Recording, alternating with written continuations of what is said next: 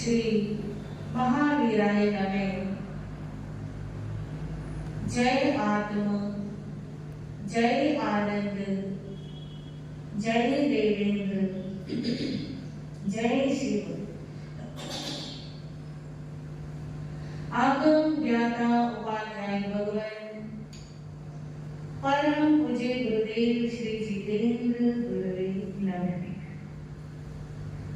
जय शशिकांता, जय सरिता, जय अजय, जय मंजूला।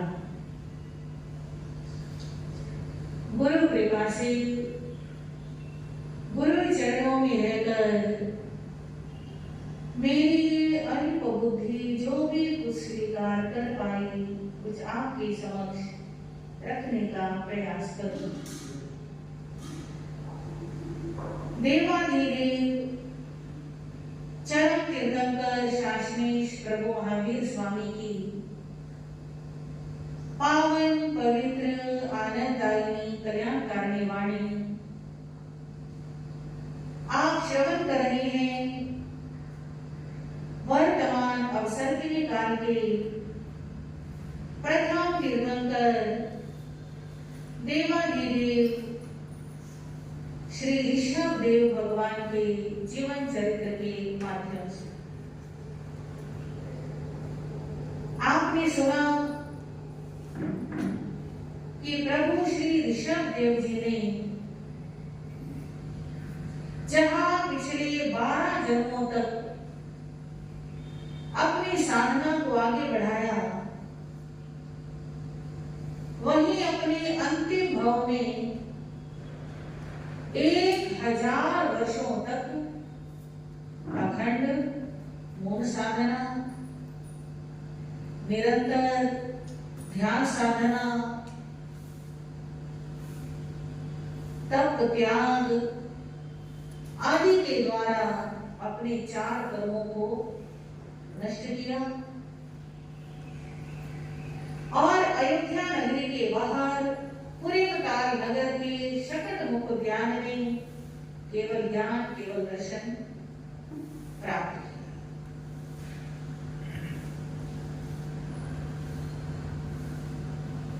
प्रभु के प्रथम दर्शन करते ही माता वरुदेवी जी ने आंखें खोलो, ध्यान नहीं करवा रहे, कुछ बातें बता रहे हैं आपको भगवान के बारे में, आप ध्यान से सुनो, ठीक है भैया? क्या किया माता वरुदेवी ने? सुना ही नहीं अभी तक है ना? भगवान के प्रथम दर्शन किए और प्रथम दर्शन से क्या हुआ? केवल ज्ञान और साथ ही निर्वाण। अभी प्रभु ने देशना देनी प्रारंभ भी नहीं की थी।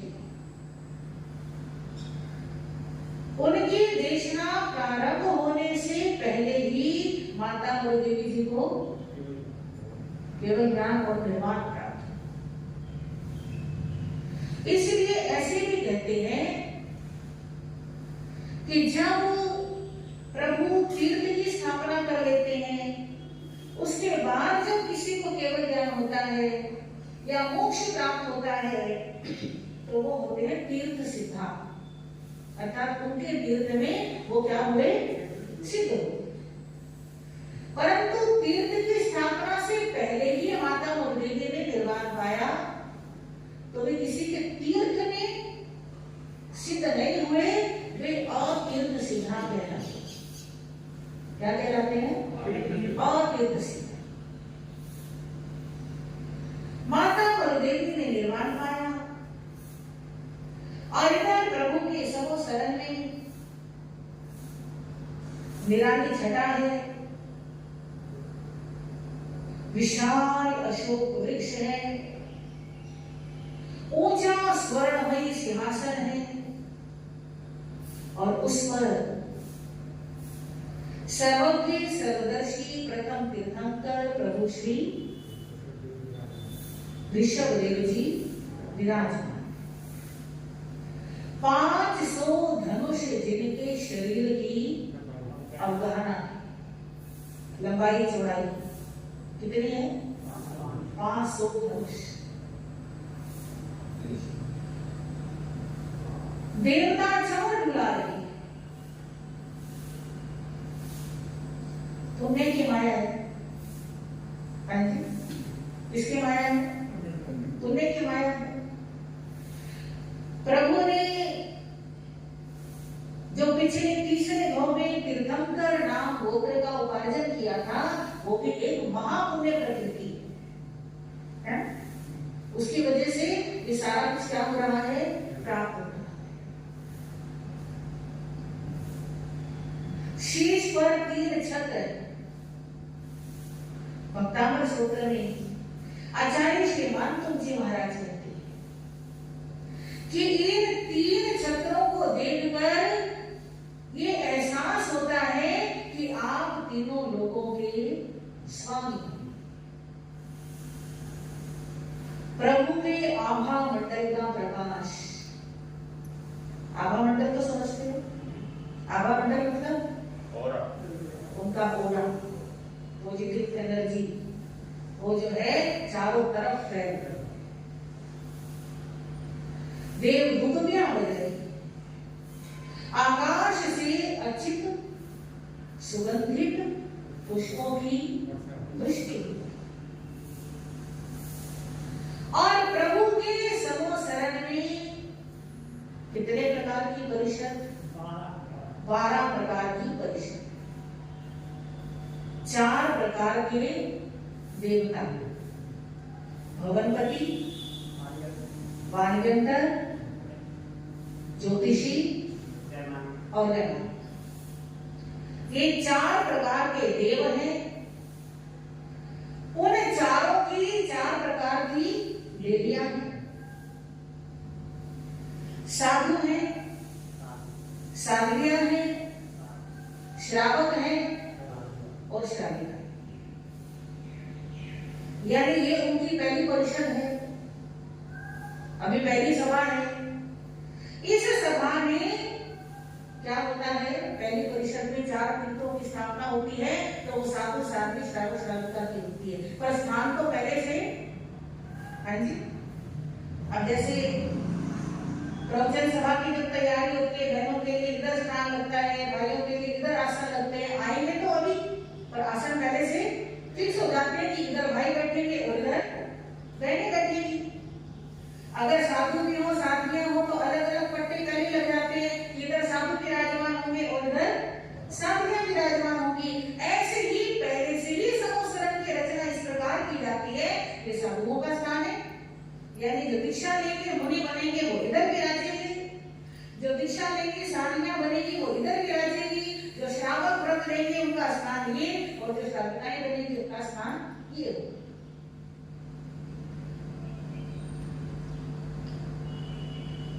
देव और मनुष्य गति के जीव तो आते ही हैं, तिर्यंच गति के जीव भी आते हैं। संगी पंचेंद्रिय कौन से आते हैं? संगी पंचेंद्रिय। तो सबके अपने अपने स्थान निश्चित। इधर से भरत चक्रवर्ती भी, बाहुबली जी, मतलब पूरा परिवार, बहुत लंबा चौड़ा परिवार, सारा परिवार भी आता है, ब्रह्म सुंदरी भी आती है, और पूरे अयोध्या नगरी के और दूर दूर तक के लोग आते हैं। समोसरण में कैसा अटस भीड़ आ गई है, सब अपने अपने स्थान पर बैठे हैं, बड़ी शांति से बैठे हैं, एकदम पिन ड्रॉप साइलेंस है, और सब प्रभु के मुखमंडल को निहार रहे और इंतजार कर रहे हैं। अब प्रभु कुछ बोलेंगे, अब प्रभु हमें कुछ कहेंगे और हम उनकी अमृतमयी वाणी को सुनेंगे। और प्रभु उपदेश देना प्रारंभ करते। प्रभु फरमाते हैं इस संसार में 4 गतियां हैं। कितनी गतियां हैं? कौन कौन सी? नरक गति, तिर्यंच गति, मनुष्य गति और देव। हमारी सबकी सोच ये होती है कि नरक में बहुत दुख है, तिर्यंच में भी दुख है, मनुष्य सुखी है और देवता उससे भी ज्यादा सुखी है। परंतु भगवान फरमाते हैं कि जिस प्रकार मरुस्थल के अंदर, मरुस्थल मतलब रेतीला प्रदेश जहां सब तरफ रेत ही रेत है, ऐसे मरुस्थल के अंदर स्वादिष्ट जल का झरना नहीं होता। मरुस्थल में स्वादिष्ट जल का झरना नहीं होता।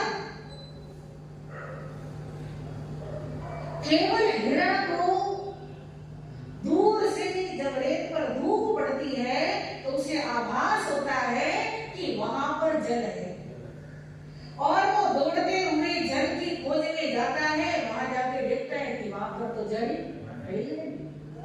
फिर उसे दूसरी कहीं जगह को चमक पड़ती हुई दिखाई देती है, ऐसे लगता है वहां जल है, वो वहां जाता है और वहां जाकर भी उसको जल मिलता नहीं। बिल्कुल इसी तरह इस संसार की 4 गतियों में से किसी भी गति में सुख नहीं है। हाँ जी,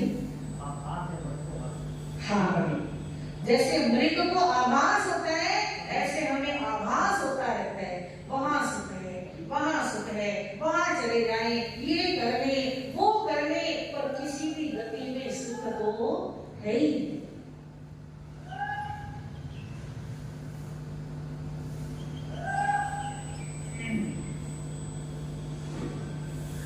प्रभु श्री ऋषभदेव जी फरमाते हैं कि 4 गतियों के अंदर जितने भी जीव हैं, या ये कह लो जितने भी संसारी जीव हैं, उन सभी जीवों के पीछे 4 महादुख, कितने? 4 महादुख हर समय पीछे लगे। जन्म दुखम, जरा दुखम, रोगाय मरणाय, अहो दुखो संसारो जत्र की संति जंतु। जन्म का दुख,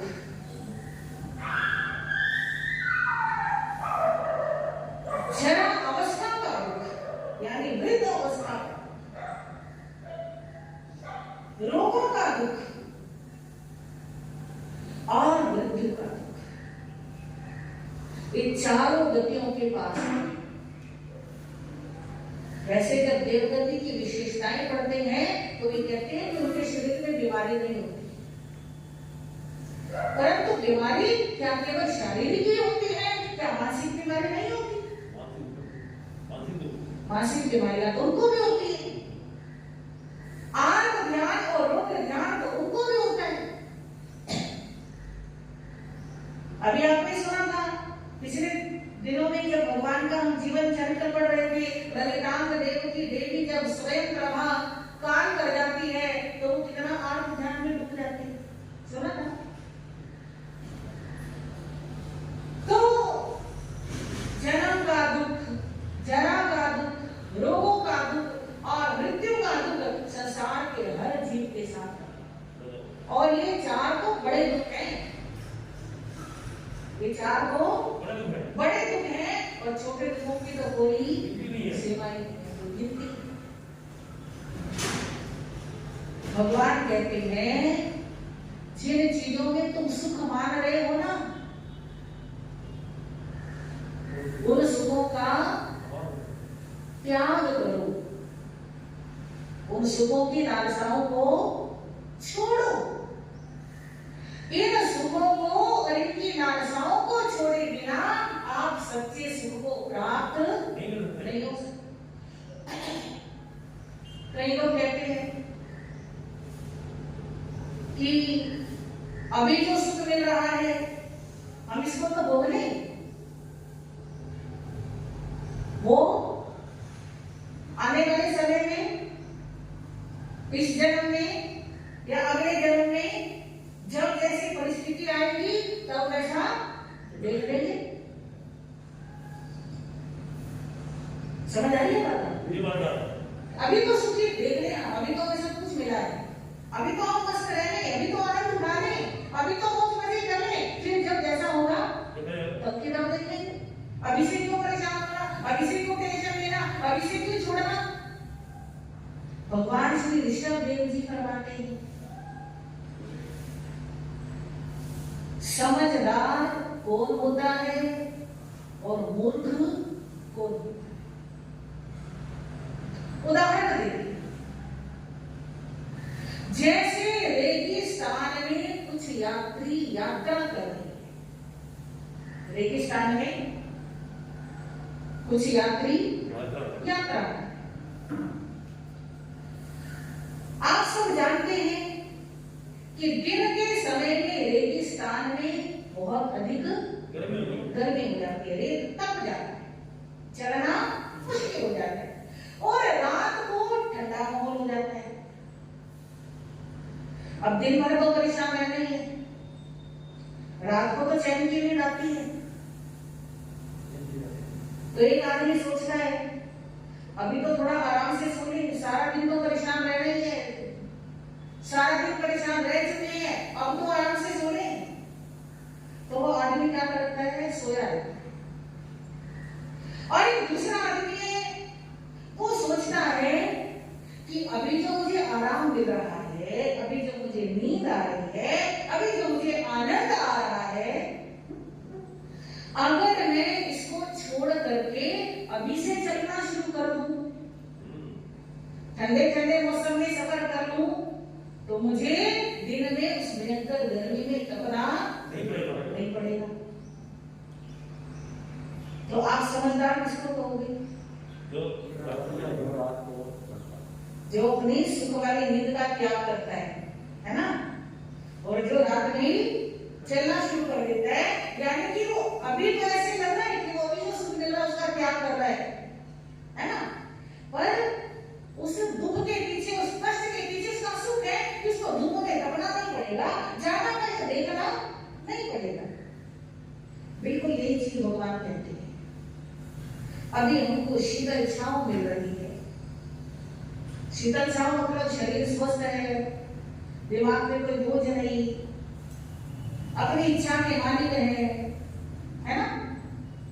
अभी हम इन सुखों का त्याग करके थोड़ा थोड़ा धर्म में, थोड़ा थोड़ा संयम में, थोड़ा थोड़ा तप में, थोड़ा थोड़ा ध्यान साधना में अपने आप को लगा देते हैं। इन सुखों को छोड़ करके, इस आलस को छोड़ के, इस मोह को छोड़ के, इस प्रमाद को छोड़ के अगर हम थोड़ा थोड़ा धर्म में लग जाते हैं तो हमें वो बड़े कष्ट देखने नहीं पड़ेंगे। और जो मोह में सोए रहते हैं, सब कुछ अच्छा है, सब कुछ बढ़िया है, धर्म करने की क्या जरूरत है ना? तो समझदार कौन है?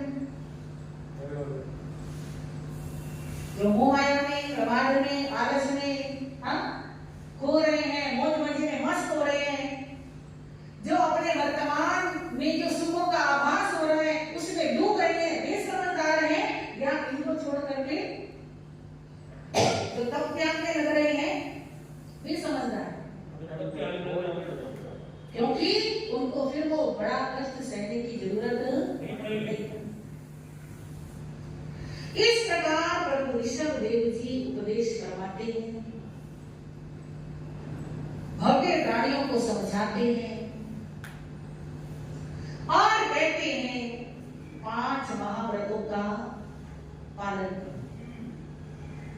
अहिंसा, सत्य, अस्तेय, ब्रह्मचर्य और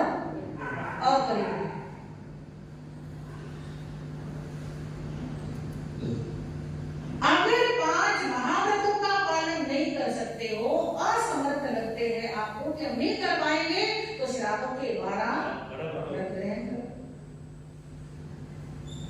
ये दो नौकाएं हैं संसार सागर से तरने। अगर समुद्र पार करना है तो दोनों में से किसी एक नौका में तो बैठना पड़ेगा।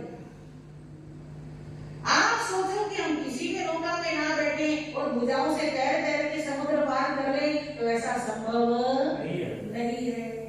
आप देख लो आपको कौन सी नौका पसंद है।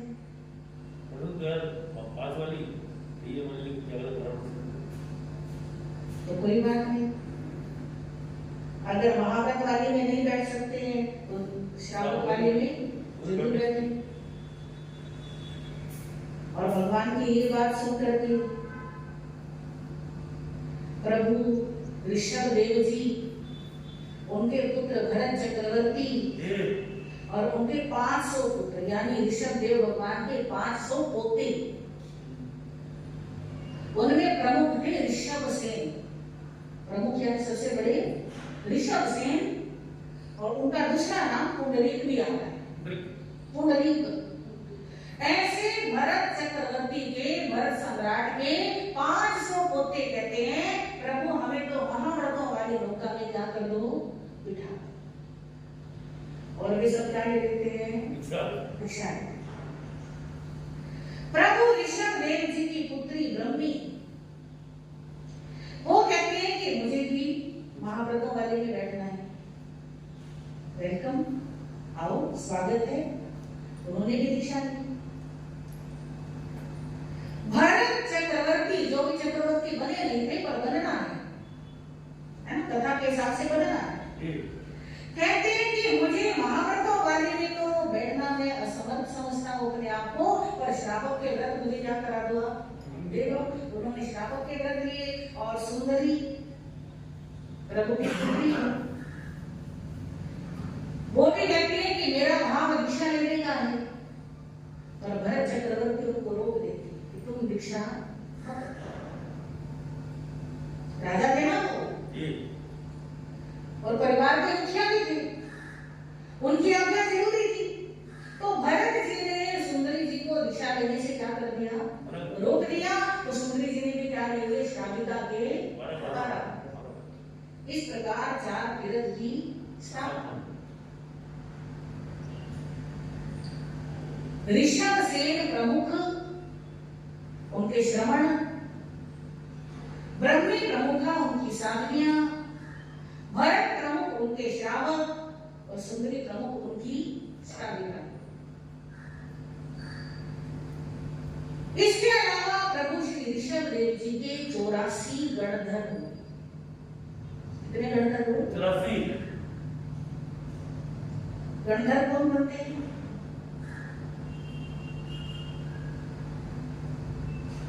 गणधर सब तो नहीं बनते, कोई ना कोई खास योग्यता होती है तभी गणधर बनते हैं। तीर्थंकर भगवान 3 पदों का उपदेश देते हैं। 3 पद बोलते हैं, इसको 3 पद ही कहते हैं। उत्पाद, व्यय और ध्रुव। उत्पाद का मतलब होता है जन्म लेना, व्यय का मतलब होता है मृत्यु होना या खत्म होना, और ध्रुव का मतलब होता है कि शाश्वत। ये 3 शब्द बोलते हैं भगवान। कौन से? उत्पाद मतलब उत्पत्ति, व्यय मतलब विनाश, और ध्रुव मतलब ध्रुव, शाश्वत। शरीर का उत्पाद होता है, शरीर का व्यय यानी विनाश होता है, और आत्मा ध्रुव होती है, शाश्वत। बस ये 3 शब्द सुनकर जिनका चिंतन चल पड़ता है, चिंतन चलते चलते चलते चलते जिनको 14 पूर्वों का ज्ञान हो जाता है, वे गणधर होते हैं। समझ आए? गणधर कौन बनते हैं? केवल ये 3 शब्द सुनकर जिन्हें 14 पुरों का ज्ञान हो जाए वे ही गणधर बनते हैं, हर कोई गणधर नहीं बनता। तो ऐसे ऋषभ से प्रमुख प्रभु के 84 गणधर हुए। गणधर का मतलब होता है गणों को धारण करने वाला। जैसे प्रभु उपदेश देते हैं, कोई नया साधक आता है, कोई दीक्षा लेता है, उसकी सार संभाल की जिम्मेदारी गणधरों की होती है। समझ आ रही है?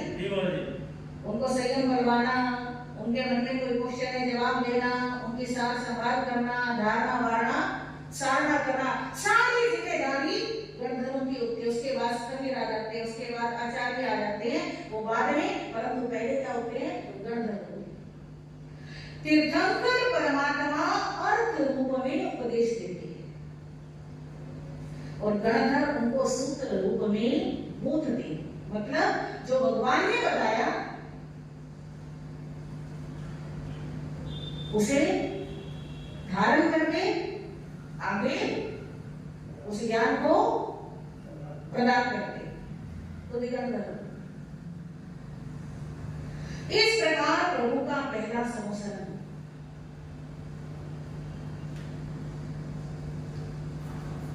देशना समाप्त हुई। जो साधु बन गए वो तो वहीं रह गए, साधुया बन गई वो अपनी व्यवस्था है। जो श्रावक श्राविका बने या जिन्होंने किसी ने 1 व्रत लिया, किसी ने 2 व्रत लिया, किसी ने कोई नियम, सब अपने अपने घरों को आ गए। और आपको बताया गया था कि जब प्रभु के केवल ज्ञान का समाचार मिला था भरत चक्रवर्ती को, तो उस समय 2 समाचार और मिले थे, चक्ररत्न की प्राप्ति और पुत्र। तो प्रभु के केवल ज्ञान का महोत्सव होने के बाद, उनसे श्रावक के व्रत लेने के बाद भरत चक्रवर्ती वहां से वापस आते हैं और वापस आकर के अपनी आयुशाला में जाते हैं चक्ररत्न की पूजा करने। ये सारा वर्णन जम्बूद्वीप प्रगति सूत्र में किस प्रकार को पूजा करते, क्योंकि चक्रवर्ती के 16 रत्नों में चक्ररत्न सबसे प्रमुख होता है और चक्ररत्न के द्वारा ही के 6 खंड के ऊपर विजय प्राप्त, यानी चक्ररत्न जो होता है उनकी विजय यात्रा का प्रमुख मार्गदर्शक होता है। जिस जिस दिशा में चक्र जाता है उस दिशा में चक्रवर्ती की सारी फौज जाती है, सारी यात्रा चलती है। ऐसे भरत चक्रवर्ती पहले चक्ररत्न की पूजा करता है, फिर विजय यात्रा की तैयारियां करता है, फिर चक्ररत्न आगे आगे चलता है और भरत पीछे पीछे अपनी सेना के साथ आगे आगे चलते रहते हैं। एक एक क्षेत्र को, एक एक तीर्थ को, एक एक देवी देवता को जीतते हुए आगे आगे बढ़ते बढ़ते वे 14 रत्नों की प्राप्ति करते हैं, 9 निधियों की प्राप्ति करते हैं और वापस कहाँ आते हैं? अयोध्या में। पता है कितना समय लगा उनको विजय यात्रा में?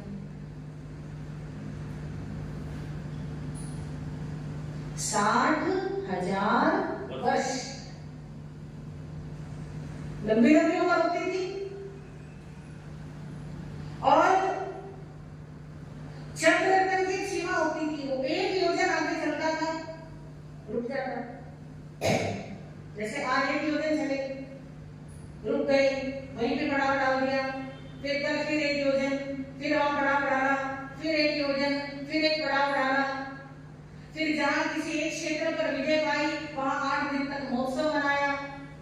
चक्रवर्ती तेले करते हैं कि चीज को जीतने के लिए, यानी टोटल उनके 13 तेले होते हैं प्रमुख प्रमुख चीजों को विजिट करने के लिए। तो ऐसे पूरे मिला करके उन्हें कितना समय लगा? 60,000 वर्ष। और आपको बताया है कि वो जाने से पहले सुंदरी को रोक करके गई थी कि इच्छा नहीं। वो सुंदरी को कहते थे कि मैं तुम्हें अपना स्त्री रत्न बनाऊंगा,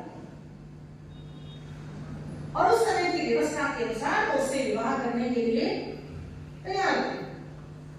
परंतु सुंदरी के मन में विवाह की तनिक भी इच्छा नहीं, और वो प्रभु के पहले उपदेश को सुनते ही विरक्त हो चुकी थी, दीक्षा लेने की इच्छुक थी। भरत ने रोक दिया, दीक्षा तो नहीं ली, पर जैसे भरत जी दिग्विजय के लिए निकले, वैसे सुंदरी जी ने आयुर्वेद तप करना प्रारंभ कर। उनको विजय यात्रा में 60,000 वर्ष लगे, और इधर सुंदरी ने 60,000 वर्षों तक लगातार आयुर्वेद क्या किया? आयुर्वेद का मतलब 24 घंटे बाद एक समय भोजन होगी जैसा, ना उसमें घी, ना तेल, ना नमक, ना मीठा, ना फल, कुछ सिर्फ शुष्क अनाज, उबला हुआ या सिका हुआ। तो शरीर तो भोजन से बनता है ना। उनका शरीर इन 60,000 वर्षों में एकदम, आप खुद ही सोच लो क्या रह गया होगा, बिल्कुल कृश, कमजोर। मांस और खून तो शरीर में बचा है, और जब वो पहले इतनी खूबसूरत नजर आती थी, अब वो खूबसूरती भी तब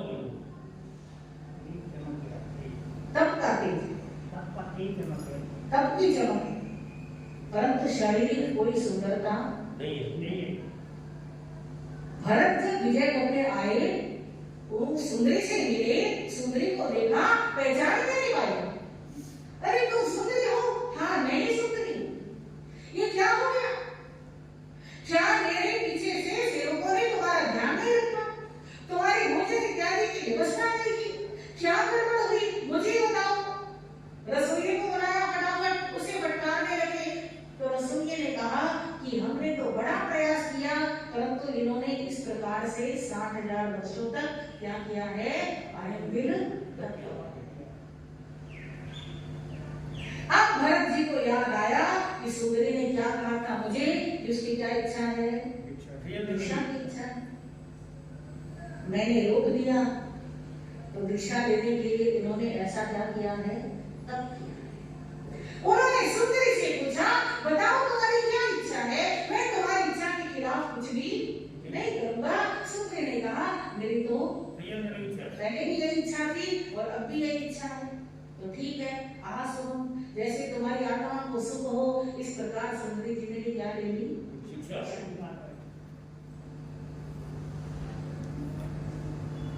अब दरबार लगा है भरत चक्रवर्ती का। 32,000 मुकुटबंद राजा उनके दरबार में दरबारी बंद करके बैठे। भरत चक्रवर्ती अपने सिंहासन पर विराजमान है, एक राजा को देख रहे। ध्यान आया, इस दरबार में मेरे अपने भाई ही उपस्थित नहीं है। अपने भाइयों के बिना क्या विजय? पूछा, वो क्यों नहीं आए? जल्दी से संदेश लेकर के जाओ। संदेश भेजा। उन्होंने कहा, हम आपकी अधीनता स्वीकार नहीं करते। फिर संदेश भेजा, तुम्हें अपने एक मूंद जैसे राज्य के ऊपर इतना घमंड है कि मेरे समुद्री जितने बड़े राज्य के सामने झुक नहीं रहे। एक तो तुम मेरे छोटे भाई हो, और ऊपर से तुम्हारा राज्य भी बहुत छोटा सा है।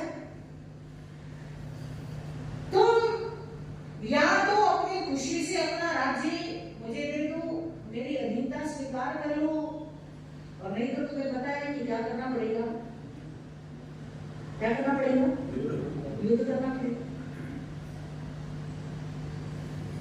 अब ऋषभदेव जी भगवान के 98 पुत्र आपस में मीटिंग करते हैं, क्या करना चाहिए। ये तो गलत बात है। हमें राज्य हमारे पिताजी ने दिया है, और भाई कौन होता है हमसे छीनने वाला, और बड़ी मुश्किल है, बड़ा भाई है, हम उससे युद्ध करते हुए भी शोभा नहीं देते, और ऐसे भाइयों की तरह अपना राज्य सौंप दे, ये भी हमें शोभा नहीं दो। क्या करें? आपस में सलाह हुई कि चलो पिताजी से पूछते, और वे सब मिलकर के प्रभु श्री ऋषभदेव जी के पास सारी वस्तु स्थिति के बारे में उन्हें अवगत करा। क्या करें? हम गायों की तरह राज्य दे दें या युद्ध करें? अगर हम गायों की तरह राज्य सौंप देते हैं तो हमारे स्वाभिमान का क्या? हम छोटे राजा जरूर हैं, और इतने भी कमजोर नहीं है कि ऐसे उसने मांगा और हमने दे दिया।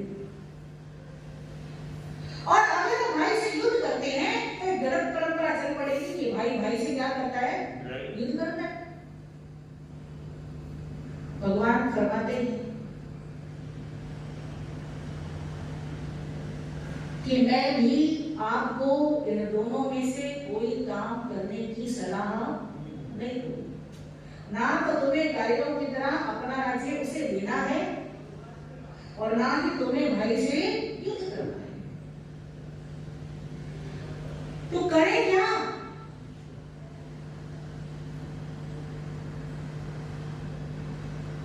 आप ये करो, अपनी थोड़ी सी सोच को बदलो। ये जो राज्य का सुख है, ये जो राज्य का सुख है, ऐसा सुख ऐसा नहीं है कि तुम्हें इसी जन्म में मिला है या पहली बार मिला है। सुन रहे हो ना ध्यान से? इससे बड़े बड़े राज्यों का सुख तुम पिछले जन्मों में एक बार नहीं अनेक बार प्राप्त कर चुके हो, और ये तो मनुष्य लोक का राज है।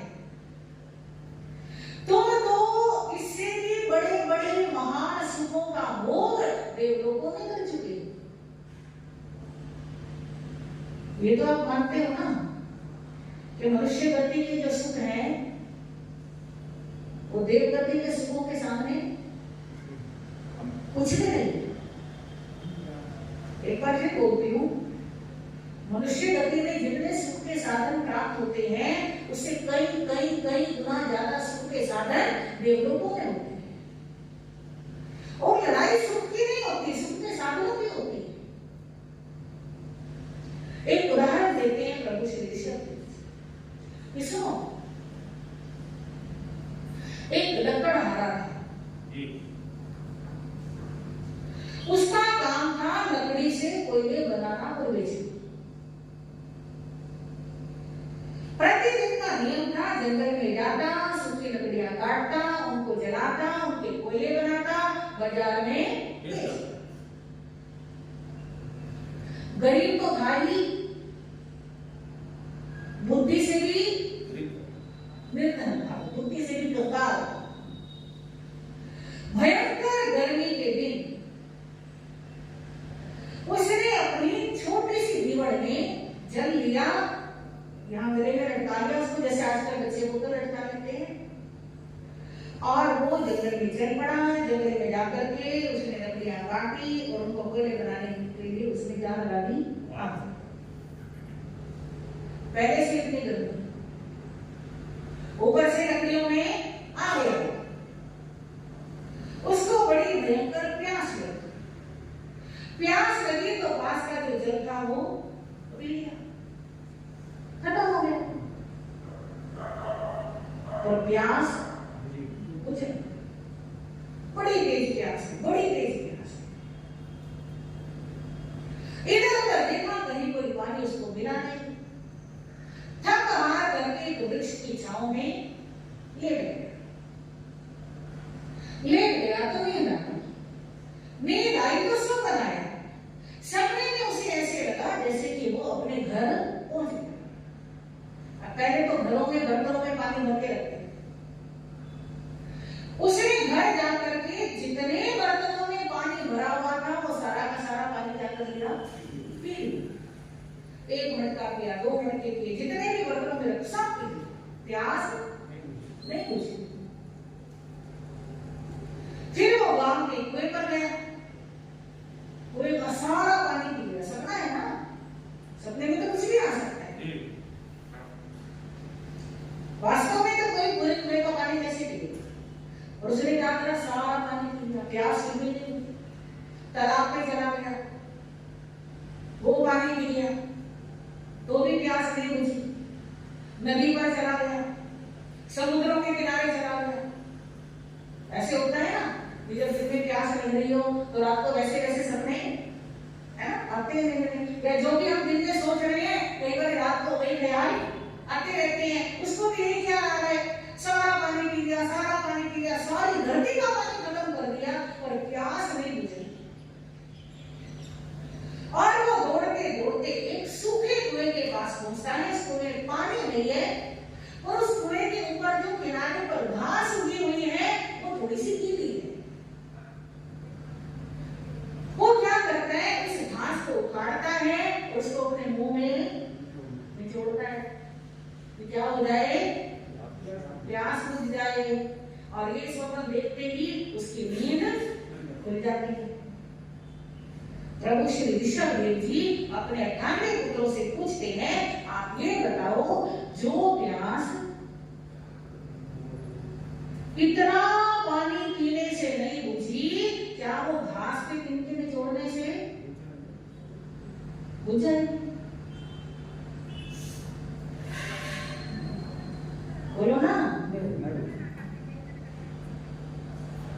बुझ जाएगी? नहीं बुझेगी।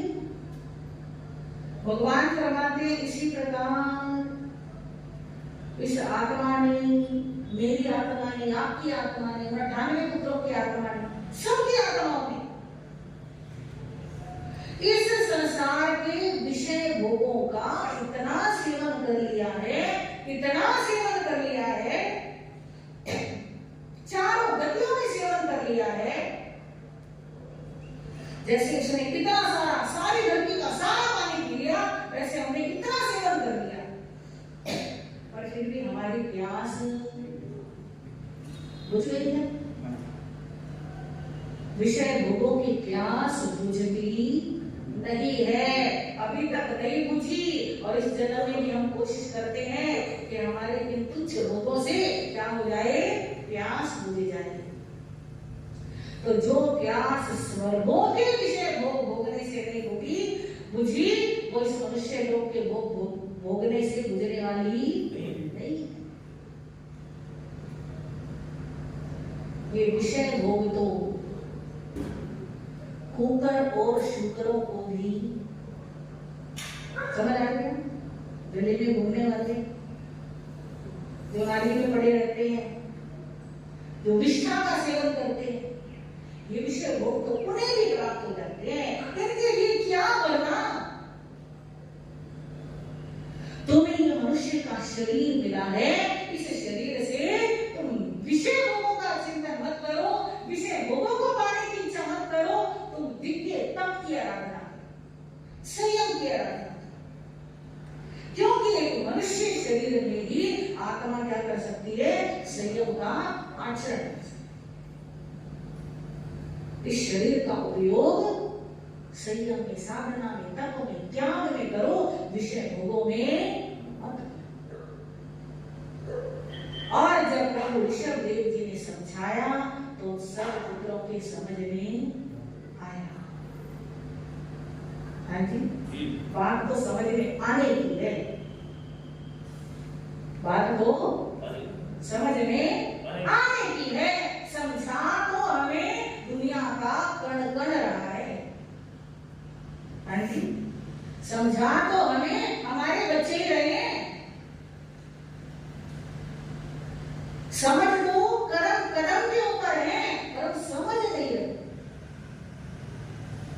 वे सब तरनहार जी, चरम शरीर जी, उसी समय उसी भाव में मोक्ष जाने वाले थे। सबको समझ में आया और उनको दिशा मिल गई। ना तो हमें राज्य देना है, ना हमें लड़ना है, हमें तो राज्य का त्याग करना है। प्रभु कहते हैं भरत तो चक्रवर्ती बनेगा, उसको क्या बनना है? प्रथम चक्रवर्ती बनना है। वो तो तुम्हारे राज्य लेगा ही लेगा, पर अगर तुम राज्य का त्याग करोगे, अगर तुम संयम स्वीकार कर लोगे, अगर तुम विषय भोगों को छोड़कर संयम का मार्ग अंगीकार कर लोगे, तो वो 6 गण का महाबली राजा तुम्हारे चरणों में प्रणाम करेगा। समझ आ रही? और वही हुआ, उन्होंने राज्य का त्याग किया, दीक्षा ली। भरत जी को पता चला, आंखों में अश्रु लेकर के उनके चरणों में आए, बड़ा प्रयास किया कि तुम चलो अपना राज्य ले लो, पर अब वो विचलित होने वाले नहीं थे। अब उन्हें शाश्वत राज्य मिलने जा रहा था। अब वो इस छोटे छोटे राज्य के लिए क्यों तरसते हैं? इस प्रकार उन 98 पुत्रों ने क्या दी? दीक्षा। अब भरत के रास्ते में केवल एक ही बाहुबली जी की अड़चन था, और बाहुबली अकेला इतना बलवान, बाकी सब राजा एक तरफ और अकेले बाहुबली जी एक तरफ। तो क्या करना? मजबूरी थी, चक्रवर्ती तो बनना ही है, राज्य तो उसका अपने अधीन करना ही है। दूत को भेजा, या तो राज्य दो और या युद्ध करो। बाहुबली जी को बड़ा क्रोध आया। 98 भाइयों का राज्य छीन करके भी उसको शांति नहीं मिली। ये तो अमानवीयता है, ये तो अन्याय है।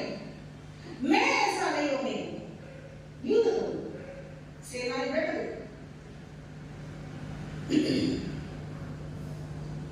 और मैंने पढ़ा है, आज पहली बार ही पढ़ा है, 12 साल तक उनका युद्ध चलता रहा।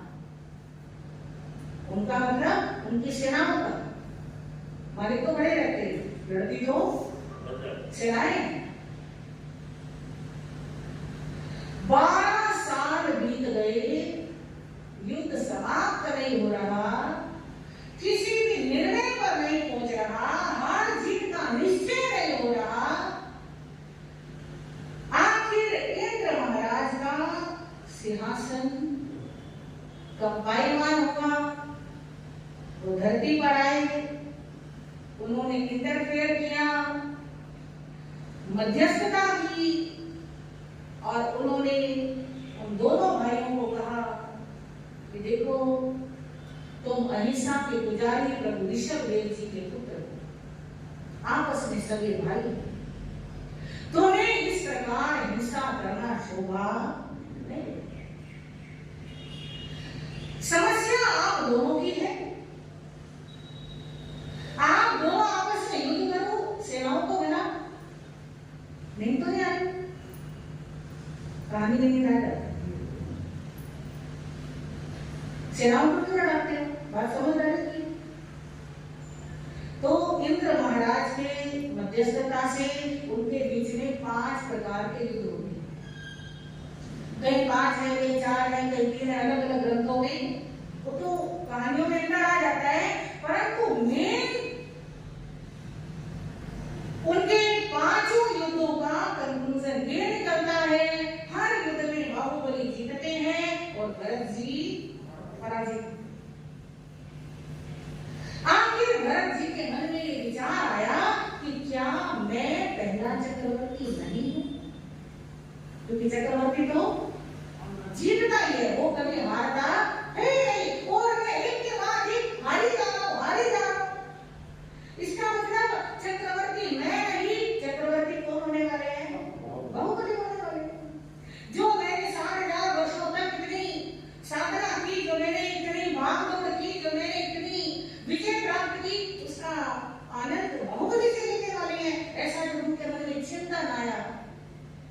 तो कहते हैं उनके जो यक्ष थे, देवता थे, उनकी सेवा में रहने वाले 16,000 उन देवताओं ने जो चक्र था वो भरत जी की उंगली पर रख दिया।